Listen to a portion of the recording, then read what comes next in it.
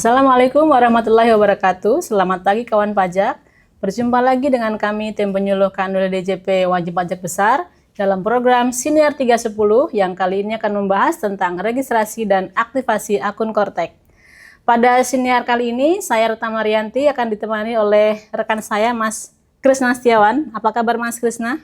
Baik Mbak, luar biasa. Alhamdulillah ya, sehat-sehat ya. Oke Mas Krisna, kita langsung aja ya ke tema kali ini ya. Kita tahu tahun 2025 adalah lead launchingnya Kortek ya Mas Krisna ya. Menurut Mas Krisna nih, Kortek ini bagaimana sih Mas gitu ya? Fungsinya apa dan apa yang harus kita lakukan nih sebagai mungkin wajib pajak ataupun subjek pajak yang mungkin berkepentingan di sini ya Mas ya. Baik, terima kasih Mbak Retna pertanyaannya gitu kan. Jadi kita balik lah ya.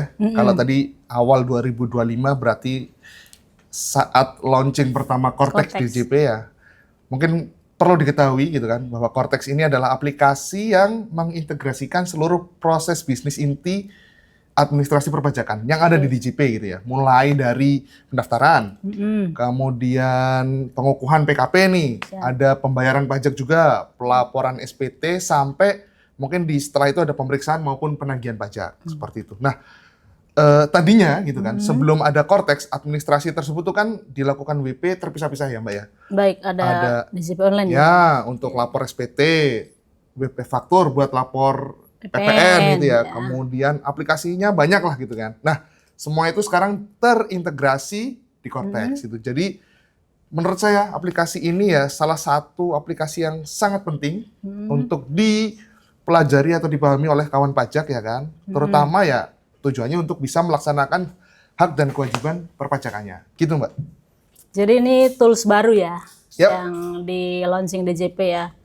Kalau seperti itu apakah masih dibuka DJP online atau seperti apa Mas? DJP online masih ada, masih tetap ada, tapi untuk pelaporan tahun-tahun sebelum berlakunya Kortek gitu ya. Oke, tahun pajak 2024 ke ya, belakang berarti. gitu. Siap.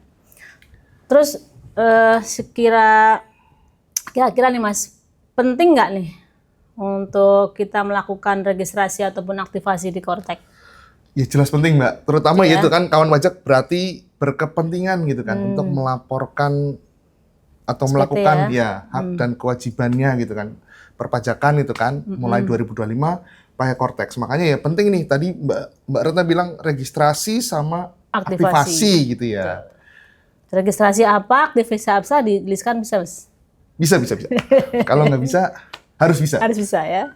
Nah, jadi ininya gini sih, mungkin kita kembali ke awal ya. Kalau misalnya kawan pajak nih sudah memenuhi persyaratan gitu kan untuk terdaftar sebagai wajib pajak.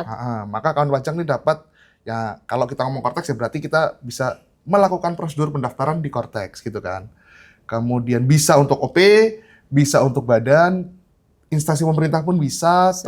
Termasuk ada WP PMSE gitu ya yang melalui sistem elektronik perdagangan. Nah itu sekarang bisa semua dilakukan di Kortek. Kalau dulu mungkin terpisah ya ada IREK gitu ya namanya. Nah sekarang di Kortek. Nah caranya bagaimana? Kalau kita ngomong caranya agak panjang nih. Oh nggak panjang sih, tapi ada tutorialnya ya? Ada tutorialnya. Tutorialnya banyak, tapi kira-kira seperti ini. Mungkin pertama jelas kita kunjungi alamatnya Kortek DJP. Apa itu? korteksdjp.pajak.go.id. Kemudian di situ itu ya alamatnya ya, korteksdjp pajak.pajak.go.id. Jangan salah ya kawan pajak ya. Nanti banyak yang tertukar nih belakangnya nih ya, Mas ya. Nggak ada Korteks-DJP, pokoknya intinya korteksdjp.pajak.go.id. Alamatnya cuma satu itu. Kemudian dari situ kalau mau daftar nih, kita ngomong pendaftaran berarti pertama klik daftar. Untuk OP ya, kita gampangnya untuk OP deh. Pertama, klik daftar, kemudian nanti ada pilihan di situ, silakan pilih perorangan.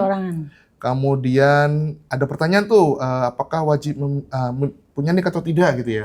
Klik ya, wajib pajak memiliki NIK gitu kan. Kemudian pilih pendaftaran dengan aktivasi NIK atau 16 digit ya. 16 digit, kemudian lengkapi seluruh isian yang ada. Agak banyak gitu ya di situ, tapi pertama mungkin ya perlu diperhatikan detail kontaknya, pastikan isi alamat email dan juga nomor ponsel yang aktif gitu kan, yang bisa diakses untuk nanti menerima kode one time password gitu ya, OTP OTP lah, betul. ya OTP sebagai validasi. Kemudian di situ nanti ada juga bagian ketika kita harus ambil foto selfie gitu kan. Swafoto ya. Ya, untuk validasi nih, bener nggak sih orangnya? Kan betul, kita betul, nanti nyambung ke data Dukcapil gitu. Dukcapil. Ada foto kan di Dukcapil gitu kan. Nah, kemudian tahap terakhir ya nanti bisa baca dan centang pernyataan, kemudian klik tombol kirim pengajuan. Nah, kemudian nanti kalau berhasil gitu kan, nanti di email Anda akan menerima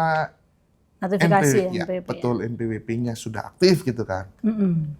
Kemudian kalau ternyata kawan pajak nih belum memenuhi persyaratan menjadi wajib pajak, tapi Mungkin belum bekerja belum atau bekerja, mungkin yang istri ya ya, yang tadi tapi butuh akses Cortex lah ya intinya istri gitu yang kan. mungkin gabung NPWP suami ya. Contohnya itu mungkin apa namanya mau apa pengalihan tanah Hak, dan bangunan iya. ya, hak atas tanah dan bangunan kan butuh bayar PPh final gitu kan, butuh akses ke Cortex. Padahal ya mungkin penghasilannya di bawah PTKP atau apapun itu gitu, yang memang belum wajib jadi WP gitu kan. ya. Atau tadi benar istri yang kewajiban perpajakannya digabung dengan suami. Nanti kawan pajak nggak perlu daftar dan mengaktifkan NIK-nya jadi NPWP, tapi di situ ada opsi juga untuk hanya registrasi.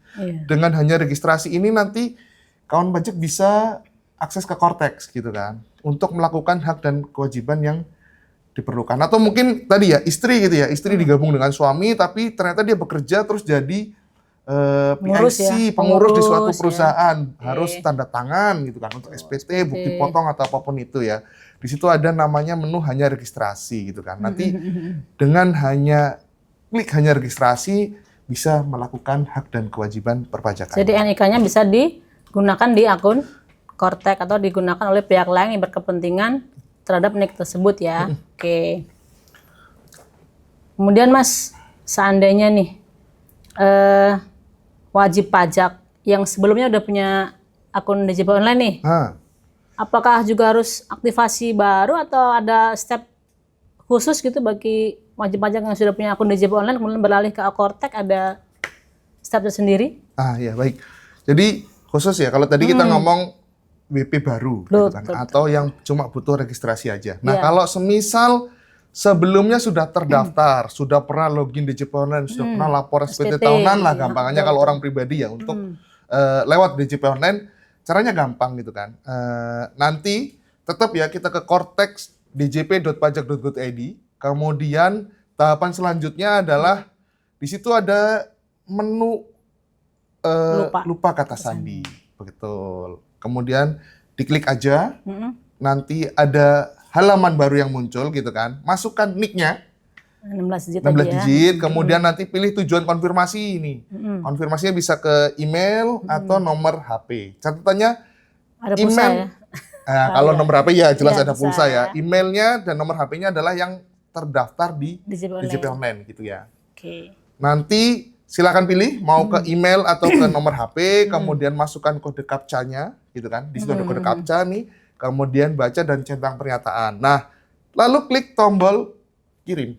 Nah, habis itu biasa ya, ketika kita apply email ya berarti cek emailnya gitu kan. Kemudian pastikan emailnya itu berasal dari domain @pajak.go.id ya kalau nggak salah gitu ya. Kemudian ikuti langkah selanjutnya. Di situ kan kita reset password ya. Ada link untuk reset password seperti itu. Password ya Mas ya, berarti ada ketentuan khusus nggak nih untuk bikin password di Cortex? Apakah ada harus angka atau berapa minimal digitalnya yang harus di submit atau harus diinput oleh wajib pajak nih untuk mengubah password nih? Baik. Kalau passwordnya kan minimal 8 karakter ya, 8 karakter, 1 huruf besar, 1 karakter khusus, angka, 1 angka gitu kan. Minimal 8 gitu kan. Gitu aja sih Mbak kalau passwordnya.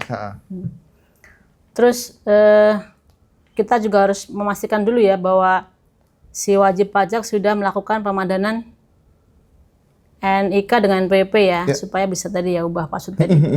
Terus kalau kita sudah bikin password baru nih Mas, ada kekhawatiran bagi wajib pajak untuk tadi mungkin ada pihak-pihak lain yang mungkin akan membobol akun atau seperti itu, ada langkah khusus nggak nih untuk pengamanan?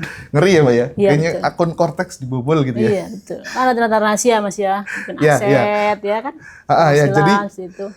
memang himbauannya sebisa mungkin passwordnya nggak dibagi ke sembarang orang gitu ya. Betul. Tapi Karena rahasia ya. rahasia, karena kan di situ data pribadi bisa dibuka. Iya betul. Tapi sebenarnya di Cortex juga menyediakan fitur tambahan ya untuk mengamankan akun gitu kan. Kita biasanya menyebutnya itu fitur verifikasi 2 langkah gitu kan. Nah, caranya bagaimana kalau mau mengaktifkannya? Jadi kalau setelah kawan-kawan bisa login ke Cortex, kemudian nanti di menu portal saya, paling kiri tuh menunya, Atas portal, atas kiri, kemudian diklik nanti ada muncul pilihan profil saya. Nah, dari situ cek panel sebelah kiri itu ada verifikasi, di paling bawah sehingga itu agak, ya bagian bawah ada verifikasi 2 langkah. Biasanya ketika kita klik itu nanti di sebelah kanan defaultnya itu belum aktif karena memang ini pengamanan tambahan. Terserah WP mau menambahkan atau mengaktifkan atau tidak. Defaultnya Jadi manual ya untuk defaultnya belum aktif. Kalau mau diaktifkan silahkan diklik jadi diaktifkan gitu kan. Kemudian dari situ kita bisa memilih nih authentication application-nya yang mau digunakan seperti apa. Jadi nanti kita ada aplikasi lagi ya? Ya, untuk validasi ketika kita mau login lah ibaratnya gitu kan.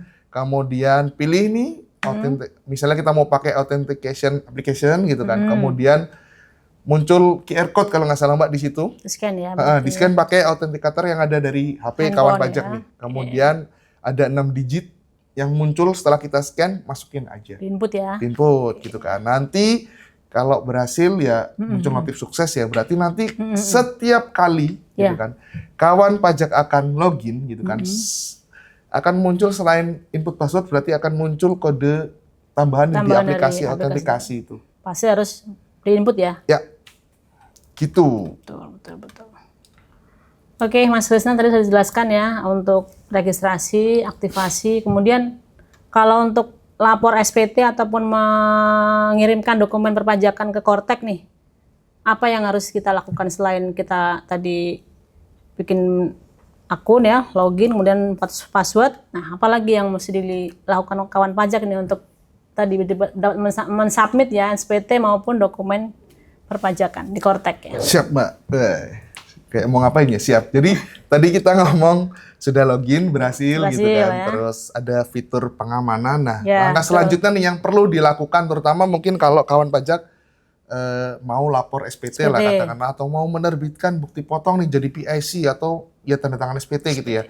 Langkah berikutnya yaitu kawan pajak mengajukan sertifikat elektronik gitu. Ya, fungsinya pengganti tanda tangan elektronik lah gitu ya. Seperti itu. Nah, ini nanti terbagi jadi 2 gitu kan.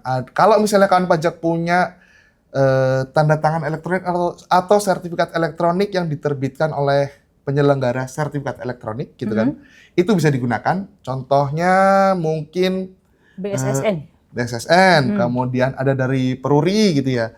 Tapi kan itu berbayar.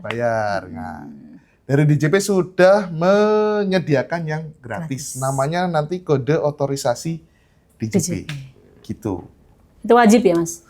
Ya, kalau mau lapor SPT berarti ini wajib dilakukan, harus dilakukan. Beda dengan yang dulu ya? Dulu Beda. Kan tidak harus pakai tanda tangan ya? Betul. Di form ya, kita nggak perlu membubuhkan tanda tangan. Kalau sekarang di Cortex, wajib ya? Mungkin sama halnya seperti sertifikat elektronik yang digunakan untuk lapor SPT PPN, lapor unifikasi. Cuma kalau dulu melekat ke badan, sekarang melekat ke masing-masing orang pribadi. Ini pengurusnya ya? Betul. Ya, gitu. Jadi harus dilakukan.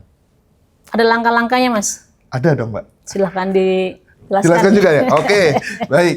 Jadi sama ya, login dulu nih. Kuncinya login gitu kan. Kemudian ke portal saya, di sebelah kiri atas, nanti ada permintaan kode otorisasi atau sertifikat elektronik. Nah, di layar berikutnya gitu kan, nanti muncul ya? Muncul NIK. nih, ya. NIK sama email ya?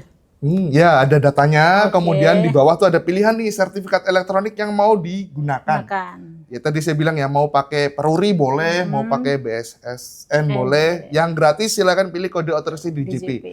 Pilih kode otorisasi, kemudian buat passphrase-nya, buat nanti validasi gitu kan. Validasi ya PIN lah ya. Kalau kita ngomong PIN atau apa sih? Oh, ikut tadi. Passphrase sama dengan PIN ya? Ya, gitu kan. Kemudian baca Boleh dan sama atau beda dengan password tadi, Mas? dibedain. Sarannya dibedakan ya? Ya, tapi sama-sama 8 karakter gitu Minimal kan. Satu huruf besar, satu angka Angka. dan satu karakter khusus, kemudian Huruf kecil lah. huruf kecil ya jelas ya. Baca, centang pernyataan, klik simpan Oke. gitu kan. Nah, biasanya gitu kan. Ada yang nggak langsung valid nih Mbak, sertelnya, kode otorisasinya gitu kan. Oh, kenapa itu Mas kira-kira? Harus ada action apa nih? Nah, kalau mau tahu nih, mau gampangnya kawan pajak pengen tahu gitu kan, bisa dicek di sama di portal saya, ke profil saya, kemudian ada submenu di sebelah kiri itu nomor identifikasi eksternal. Silahkan pilih tab digital certificate, di situ nanti akan muncul keterangan nih, kode otorisasi yang kita ajukan. Sudah Valid. valid atau belum? Belum. Kalau belum ya, kalau Iya. invalid gitu kan nanti geser ke kanan, Mbak. Geser ke kanan, ada tombol periksa status, klik aja sama ada tombol generate, menghasilkan. Bahasa Indonesia menghasilkan gitu kan. Silakan klik tombol menghasilkan. Biasanya setelah itu diklik otomatis statusnya berubah jadi valid. Valid.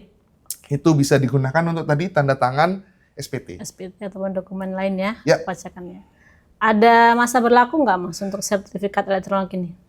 Masa berlakunya 2 tahun. Oke, Gitu. 2 tahun Tapi ya. kalau ternyata tiba-tiba di tengah jalan kan mungkin ini jarang dipakai ya kalau orang pribadi mungkin ya setahun sekali untuk lapor SPT di tengah jalan lupa Lupa. bisa ajukan ulang. Kalau pengajuannya tidak ada batasan tapi masa berlakunya 2 2 tahun seperti itu. Berarti untuk kawan pajak yang sudah berhasil login Kortek, kemudian sudah berhasil tadi ya Mas ya mengajukan kode otorisasi DJP atau sertifikat elektronik, bisa langsung menandatangani dokumen perpajakan melalui Kortek ataupun melaporkan SPT melalui Kortek. Mungkin nanti di tahun depan udah kita mulai ya Mas ya pelaporan SPT tahunan 2025 ya. Mungkin untuk memitigasi Mas ya supaya ndak crowded ya servernya Kortek. Kawan pajak diminta untuk segera ya Mas ya, melakukan aktivasi, ya registrasi, aktivasi ataupun pengajuan KO DJP supaya lebih lancar ya, tidak terkendala jaringan ataupun server dari DJP sendiri ya. Mungkin ada tambahan Mas Krisna? Ya, sama sih Mbak. Tambahnya ya kita sama-sama mengingatkan ya kan. Ayo cepetan gitu kan, buru-buru kawan pajak segera lakukan aktivasi. Kortex, kemudian yaitu biar bisa menjalankan hak dan kewajibannya.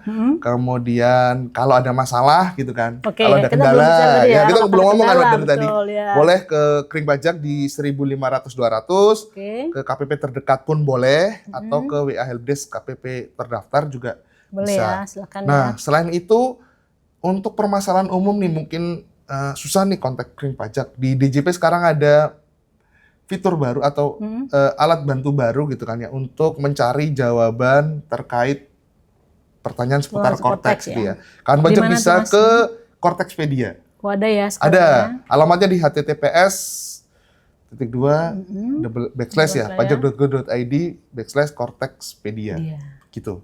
Atau enggak gampangnya ketik aja deh Kortexpedia. Nanti langsung muncul alamatnya gitu. Gitu aja, Mbak. Oke.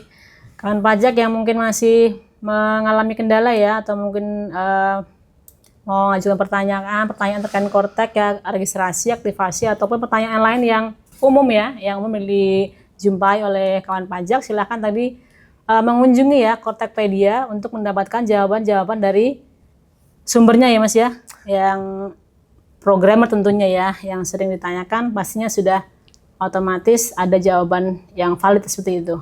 Oke Mas Krisna, terima kasih atas waktunya, atas sharingnya hari ini ya. Semoga bermanfaat bagi kita semua, khususnya kawan pajak yang ini sudah mau akhir tahun ya Mas Krisna ya. Semoga sih tidak ada kendala ya dalam registrasi maupun aktivasi, dan semoga kedepannya dapat melakukan hak dan kewajiban perpajakan dengan lancar ya di akun Kortek masing-masing wajib pajak. Berikut yang dapat kami sampaikan, mohon maaf atas segala kesalahan. Sampai jumpa di Siniar 310 berikutnya. Wassalamualaikum warahmatullahi wabarakatuh.